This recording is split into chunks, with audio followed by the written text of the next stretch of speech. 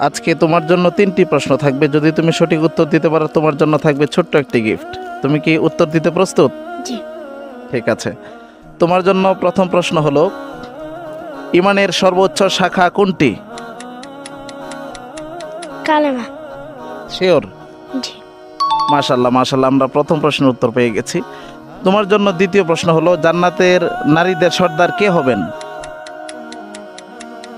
মা ফাতিমা রাদিয়াল্লাহু আনহা। মাশাল্লাহ মাশাল্লাহ, আমরা দ্বিতীয় প্রশ্নের উত্তর পেয়ে গেছি। তোমার জন্য তৃতীয় প্রশ্ন হলো, রাসূল সাল্লাল্লাহু আলাইহি সাল্লামের ডাক নাম কি ছিল? আবুল কাসিম। শিওর? জি।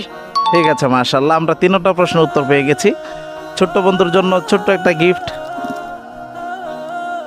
সম্মানিত উপস্থিতি, আপনাদের জন্য একটি প্রশ্ন রয়ে গেল, আপনারা অবশ্যই কমেন্ট সেকশনে জানিয়ে দিবেন।